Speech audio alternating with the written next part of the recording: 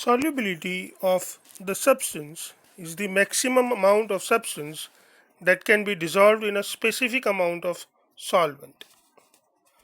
Solubility depends upon nature of solute, nature of solvent, temperature and pressure, especially in the case of the gaseous present in the solution.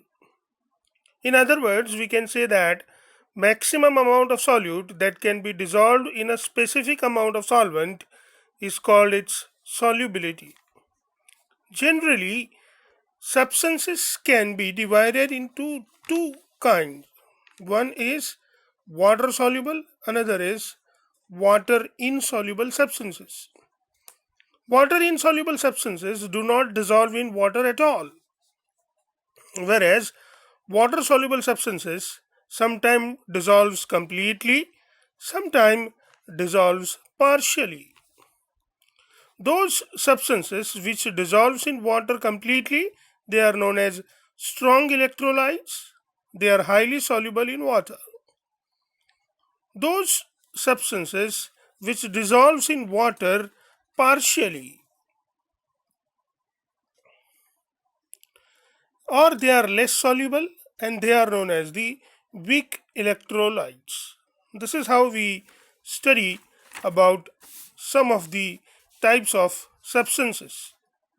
Now we look at solvents.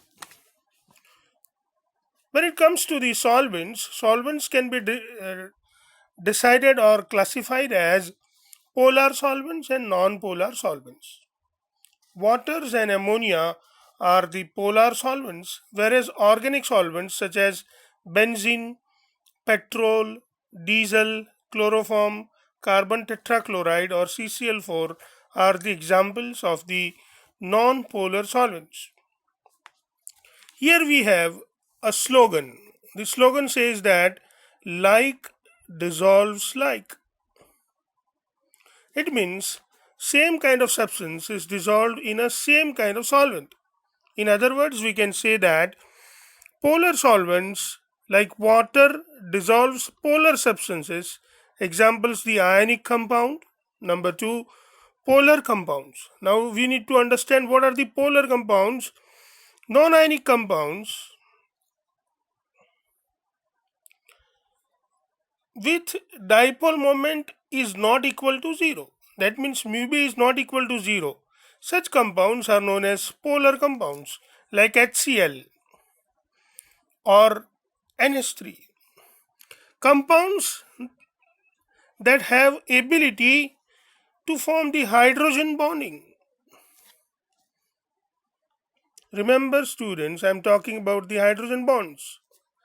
These compounds like alcohols, glucose and sucrose, they are completely organic compounds, but they form hydrogen bond with water, and that is why they are water soluble. Now we will study about the non-polar solvents. Non-polar solvents are the solvents for which mu b is equal to 0. That means their dipole moment is 0. They are generally the organic solvents and they dissolve the organic compounds. For example, we will think about aniline. Aniline is an organic compound. This organic compound is dissolved easily into the organic substances. That is why we have written here aniline is insoluble in water but soluble in benzene. Water insoluble liquids makes layer with water. That these layers, or using these layers, such mixtures can be easily separated by using the separating funnel.